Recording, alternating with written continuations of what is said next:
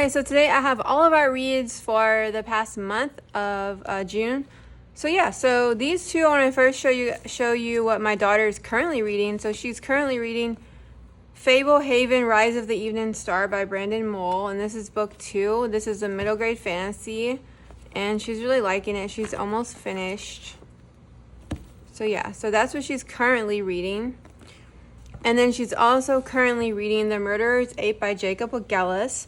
So this is, I'm not sure if it's middle grade or YA. It's marked as YA. But this is actually part of our summer book challenge. I'll link that video if you're interested. We just kind of made up our own summer book challenge just for fun. So this is her over 500 page book. So that was one of the prompts. And it's like 570-ish pages. And she's like a little bit less than halfway through. This is one of my favorite books of all time. I read it. It's about a gorilla named Sally Jones who can read and write, and she ends up in the world of humans, and it's like an adventure book, and it's so good. I highly recommend it, and I love the writing. So that's the 2 books that she's currently reading. Now I'm gonna show you guys what she read. So all 3 of these books actually fit her summer book challenge. We kind of moved some books around because some of the books that we started with the idea to do the summer book challenge, we ended up trading or swapping, which, since we make the rules, was fine with us. So she started this book before this summer, but she finished most of it this month and last month. So we went ahead and I told her this could count as her YA book for the summer book reading prompt. So this is Christopher Paolini, I think. It's Brissinger. Okay, so this is book 3 of the Inheritance Cycle. This is a pretty big book, and I think it's like over 700 pages. It says it has a lot of like tricky, like it has like a dictionary pronunciation guide in the back. And these kind of books give me migraines, but my daughter loves them. I can't. I don't know if it's the age I'm at. Like, I'm just like, I have trouble seeing. I'm about to go get new eyeglasses. It's just like, but she loves it. It's all about dragons and fantasy, and she is excited to read the next one. So she read this book she finished it in the month of June. And then Clarice the Brave by Lisa McMahon. So even though this is like based on an animal that's protagonist, Clarice, a little ship mouse, I still considered it realistic fiction-ish, because to like the life of this mouse that is on a ship. And so this counted as her realistic fiction book for her summer book challenge, and she finished it in June. It has some illustrations, middle grade fiction. So she finished that in June. And then the last book she finished in June was, I just mentioned that she's currently reading book 2 of Fablehaven. So this is book 1, middle grade fiction. And for centuries, magical creatures were gathered into a hidden refuge called Fablehaven to prevent their extinction. The sanctuary is one of the last strongholds of true magic. That sums up her June reading. First, I want to show you guys what I'm currently reading, and I'm rereading The Catcher in the Rye by J.D. Salinger. So I'm a little less than halfway through. I read this in college, and it was an assigned read, and I just wanted to give it another try, and I'm really enjoying it. He has like a really interesting sense of humor. I love how he messes with people. The dialogue, he's so detailed the way he talks about people and talks to people, and he calls people kind of like very sarcastic, but it's just like sarcasm, but it makes me laugh. Like, it's not a lot of modern books with sarcasm. I kind of just think the person's, I don't know, it's just like being sarcastic for the sake of being sarcastic, but I really love the way J.D. Salinger writes, and so I'm really enjoying it. Okay. So for the month of June, I actually read 10 books, and that's like the most I've read in a while. 1, 2, 3, 4, 5, 6, 7, 8, 9, 10. Now, some of those are short books and stuff like that. I'll show you guys. So first, I want to talk about the first book that I read in June, and that was A Little Princess. I don't know why I wrote The Little Princess, but it's A Little Princess by Frances Hodgson Burnett. Oh, I loved A Little Princess from beginning to end. I was totally immersed in this book. I never read this book when I was younger, and I just love it. It's such an awesome story. And if you haven't read it, I don't want to give too much away. How can I sum it up? By saying it's the main protagonist. She is very kind. She believes, like, she comes from money, but she treats everybody the same. I wrote down kindness in the face of adversity. She's also treated very poorly, at some points in the book, and she still walks around with this courage and this confidence and this air to her that you can strip away like everything she has monetarily, but then she still is a very just strong, unique, little sweet person. And I really enjoyed going along, like hanging out with this protagonist for all this time. It's a children's classic, and I highly recommend it. I really, really, really enjoyed it. It's a beautiful, beautiful book. So after I read A Little Princess, I really wanted to read more work by the same author, Frances Hodgson Burnett. The Secret Garden. This is the illustrated version. I had a really tiny version with tiny print, and I had trouble seeing it. So I went to Barnes & Noble, and they had this version, and I really loved it. It has bigger text, and it has some illustrations. So, it has some color illustrations. The Secret Garden is very similar in a way to A Little Princess, except the protagonist in The Secret Garden, Mary, she's not as, like, she goes through more of a, okay, so both protagonists go through like a transformation in the book, but Mary starts off kind of like more like kind of like bitter at the world, like she's very spoiled.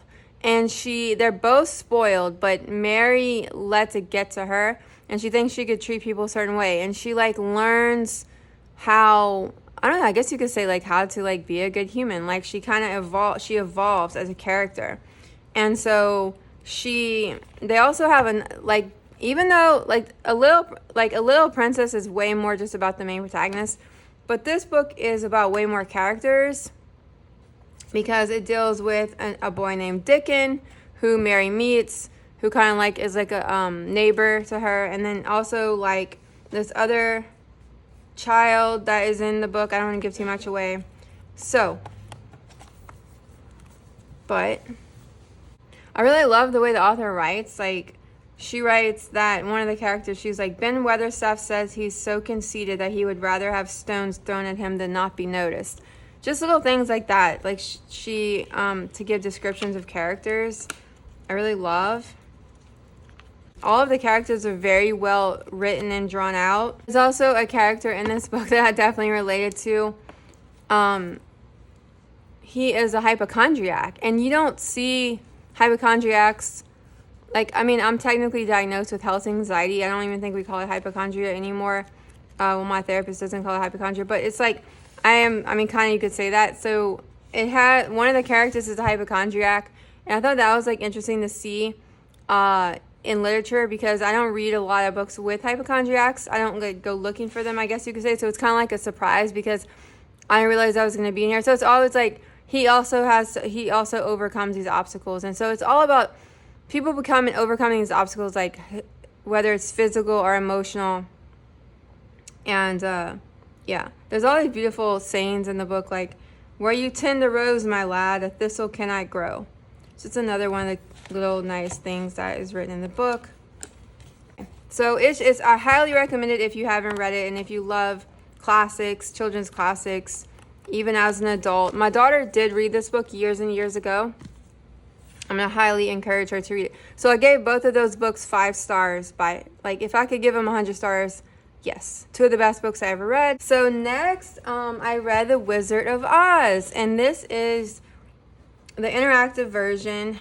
So The Wizard of Oz is very interesting, because I gave it 4 stars because I didn't connect with the writing as much as I did, but the plot was phenomenal. And of course, I watched the movie when I was a kid. I used to watch it every single year, every time it would come on TV. And then I watched it many, many, many times as an adult.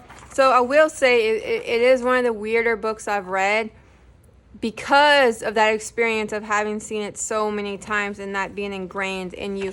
So it's always like, I tried to read the book before I watch a movie, but this was like impossible because when I was a kid, it just came on TV and of course I watched it. And it is very different than the movie, but yet the main things are very similar. There's a lot of things that they changed, but then there's a lot of things that they didn't change. Like the movie definitely grasped the charm of it and the main storyline and everything. I think one of the biggest surprises for me with reading the book is how I didn't really like Dorothy's character in the book as much as how Judy Garland is just so warm and lovely in the movie. She's just, I don't know. Like Dorothy's character in the book, I don't think was as I don't know how to explain it. The author just, I don't know. So I'll just say that I just like Dorothy better in the movie. I will say that the book has a lot more. I don't know if I want to use the word violent, but yeah, I'll just go ahead and say violent. It's not like violence, like scary or anything like that much, but the book definitely has a lot more like kind of violent things that I see why they didn't put in the movie. Violent in the sense of like not violence for the sake of violence, like the characters kind of like protecting themselves but using more violent ways or something. Also, but the book, you got a background story of the Scarecrow and the Tin Man and the Lion, but you didn't have enough time, of course, to go into that in the movie. I get it. So yeah, I really think reading the book fulfilled this goal I've been having for many, many, many years. It came with these little white papers in between, and I just went ahead and kept them. So my daughter is actually reading this right now too. I forgot to mention that. So some of the interactive elements are just like, I don't know. They're not as exciting as other ones. I will say this would have been phenomenal as a pop-up book. It's not really that though. It just there's a lion sleeping in the poppy field. It definitely captured the charm of the book, the movie, but it's like hard to talk about the book without talking. Now this is really cool without talking about the movie, because the movie is such a big part of, what do you call it? Like almost everyone I've seen has seen The Wizard of Oz. So these are glasses that you see green because you're in the Emerald City, which is mostly green. Definitely took a more modern approach to illustrations versus, I don't know. I'm just like, I want to see if the other interactive books are by the same illustrator company or not, or if they're different illustrators. But I guess interactive elements, if you're like a kid, maybe they would be more exciting. For me, it was okay. Like this one is a pop-up, so I guess I take that back. Some of it, I'm gonna be careful. Okay, so it does, I mean, I'm not saying I don't like the illustrations. I don't know. But I'm really glad I read it. I'm really happy. So I need to be careful. I'm like, oh, okay. So that one. So this one was honestly probably my favorite one because if you put it over the text, it's really pretty. But that's how it naturally goes. I just kept this in here just to be careful. So yeah, oh yeah, and then Dorothy, I guess I didn't really like the way they drew Dorothy. She always kind of has this like, this is when she does her slippers. There's no place like home, there's no place like home, there's no place like home. That was cool. So these two last ones I showed you guys, probably my favorite ones. The glasses I think would be really fun if you're a kid. Like, she has this like kind of sulky look on her face all the time, and believe me, I'm not one of those people. Like, I do not like when people say smile when you don't feel like smiling, but I just feel like they didn't really capture her. Maybe because they were being more true to the book, and I'm just like thinking more of Judy Garland. It's really hard to get Judy Garland out of your head when you've seen the movie so many times. So maybe that's what it is. Like, I don't know. But it was a very enjoyable experience. I don't know if I'm going to collect them. That was my goal. But I don't know yet. I'm going to see about getting the rest of them. I do like that it's big, and I have trouble reading because I have like bad eyesight. I do like that it's a big hardcover. So yeah, sorry, I talked enough about it. I gave it 4 stars. It probably maybe deserves 5 because it is beautiful. The interactive elements add a really nice touch, but I guess, I don't know. Yeah, glad I read it. Okay, so now this is a book I just finished. This is, I don't know if it's middle grade or YA, but it's the second part to what my daughter's reading, and I told you guys one of my favorite books of all time, which is Sally Jones. This is book 1, and this is book 2, and I will go ahead and get this one out too. And this is a prequel. So, I read 2 this month. I read the prequel, which is The Legend of Sally Jones by Jacob Wageles, of course. This is the first one, the first novel. This is just like a short, very short graphic novel. And then this is the one that I just finished, part 2 of The Murderer's Ape. This is Sally Jones and the False Rose. Okay, so I gave this one 3 stars. I gave Sally Jones 5, and I'd give The Murderer's Ape 5, and I would give The Murderer's Ape 100 stars if I could. Sequels are like that, right? Sometimes you read a sequel and it just doesn't do it for you, for me, as the first one. And this is what happened. The writing is still good. If the writing wasn't good, I wouldn't have finished it. What I didn't like about it was the plot. I just didn't connect with it, but I'm sharing it with you guys because I read it. The illustrations are awesome. He's a writer-illustrator, I believe. Yeah, I think so. And he does all these illustrations even in the beginning. That's Sally Jones, the gorilla, who's the protagonist. She's the engineer. And these are like the characters. So I love how he does the intro with the characters. I just didn't like, I'm not going to say, let me just read the cover. Oh, look how pretty it is.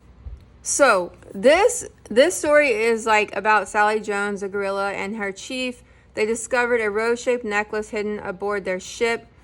And then it's the start of an adventure for the gorilla and her faithful friend. Determined to get to the bottom of the mystery, they set sail. And then they fall into the clutches of a fearsome smuggler queen who will stop at nothing to snatch the necklace. Okay, it just was like very unbelievable for me. Like, and they had a lot of crime in it. Like, it was way, even though the first one's called The Murderer's Ape, it's not scary. Like, I would get away with saying you could read it as a middle grader, but this one I felt like way more YA. There's a lot more like crime in it. There's a lot more ridiculous things. Like, nothing was ridiculous about the first one. This one, I read it because I wanted to finish it, and it also counts as my over 500. It was going to be my YA read for my summer book challenge, but now I think I'm going to switch it with The Catcher in the Rye, and it's going to be my over 500 page, because it's like 515 pages. So I'm not going to say too much about it. If you haven't read The Murderer's Ape and you love Sally Jones, you might want to read it, because I enjoyed hanging out with Sally Jones, the protagonist, the gorilla. She's like a human, and she's so sweet. She's so kind. She's such a warm character. But I didn't like the plot.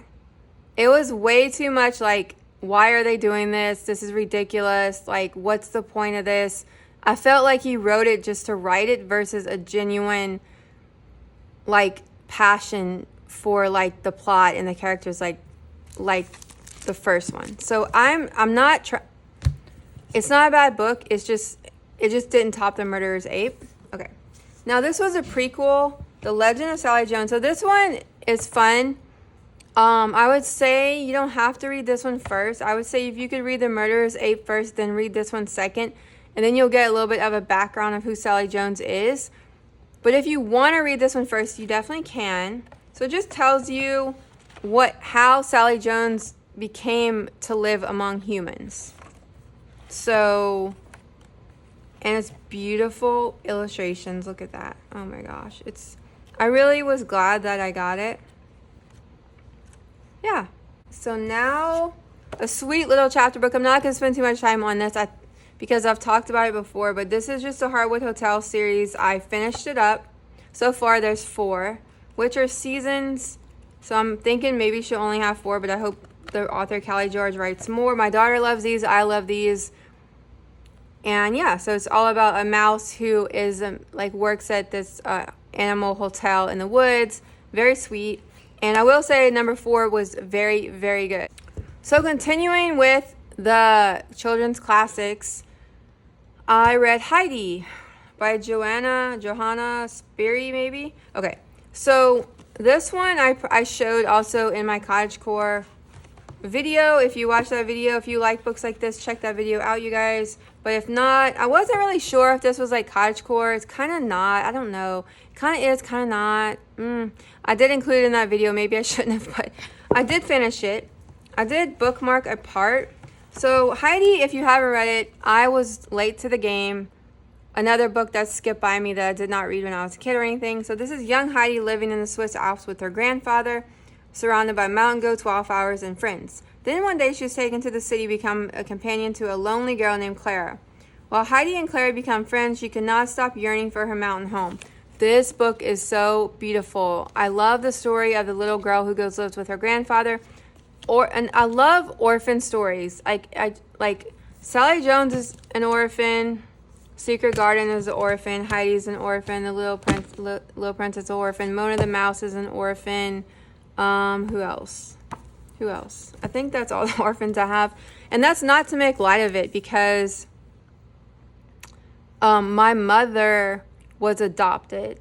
And then I was actually raised by my grandparents. So I think that's why I connect and I just am drawn to those types of stories, because my mother was adopted, and then I wasn't raised by my biological father or by my biological mother. So I was raised by my grandparents, and yeah, so it's really, those books are really heavy, like hit me, and I really love them. So this is another book about orphan, and I loved it. It's very sweet. Heidi, again, is another very, very sweet, like lovable, likable character. I want to just say this one part.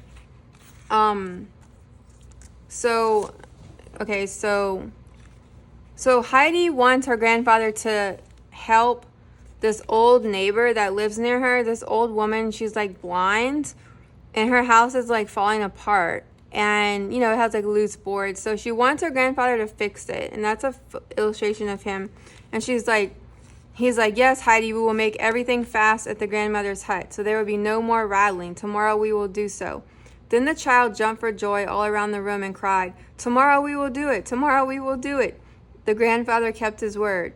The following afternoon, they took the same ride on the sled. The old man set the child down before the door and said, go in, and when it is night, come back. And the older woman, she's like, here comes the child. It is the child. The relationship that Heidi has with her grandfather and then this older neighbor is so sweet. And it just, again, it like makes you just want to be a better person. Like, it's just like she wants to brighten other people's lives. And it was such an enjoyable read. Now, I will say I did finish it on audiobook, because this book, if you want to buy Heidi, don't buy this copy. I showed it in another video because I didn't read it yet. It has like some blurry text. Maybe it's just me because I do have astigmatism. I'm going to get glasses soon. It has some pages where the text, maybe it's just this printing. I don't know. But I was very disappointed because I bought this to replace another Heidi book that had teeny tiny text. And before I see about my glasses, it was giving me a headache. So I read almost more than halfway, and then I finished the rest with audiobook. I really loved Heidi. I gave it 5 stars. Now we have Griffin and Sabine, which I made a whole video on this. If you're interested, please go check that out. This is what I call illustrated book for adults. This is really a book for adults. It's an interactive book. I'm not going to talk about it too much because I showed it in that video, because I did a whole video on this. So go check that out if you're interested in the whole series, and I talk all about it. It has interactive elements. It's all about this man and this woman named Griffin and Sabine and their artist and the correspondence between them. Okay, so this is the last one in the trilogy, but then they have more I found out about. Oh my gosh, it never ends now. So I want to try some of the other ones in the series. I thought this was going to complete the series, but it kind of left you with more questions and answers. I think there's another one called The Pharaoh's Gate that some people say might tell you more about it. So I plan on reading that one, but I gave this one 4 stars. And I just love this series. Okay. So this was for my, so this was my summer book challenge. this was one of my picture books. I call it a picture book for adults. And it fit in my summer book challenge in the picture books. I'm going to link that video to you guys. Okay, so this is Jane the Fox and Me by Fanny Britt and Isabel Arsenault. I've showed this book many times, but it's a graphic novel, a book within a book, because the protagonist is reading Jane Eyre, which is my favorite book. You probably noticed my channel is called Eyre House, and my daughter, part of her name is named after Jane Eyre. So I'm really a big Jane Eyre fan. It's my favorite book. And so this is a book within a book. It's a modern graphic novel, but yet the protagonist is reading Jane Eyre. I reread it, and that counted as my graphic novel. So now I have a nonfiction book, this is A School of Life on Mental Illness. This counted for my summer book challenge for my nonfiction read. I really like some of their books, and then some of their books I don't, but I really recommend them if you like self-help type of books. But they're not really like typical self-help books. They're really beautiful with a lot of illustrations. Well, they show a lot of art, like art reprints, things like that. And sometimes I even find new artists in their books. And they're very artsy and interesting. So I bookmarked some personal things, but I did bookmark some stuff, but I mean, it's just like all the different things about like, kind of like things I've already read before about mental illness. It talks about community, which I really liked that chapter. Gratitude, self-compassion, psychotherapy, pessimism, skepticism. They're also really big on Stoic philosophy.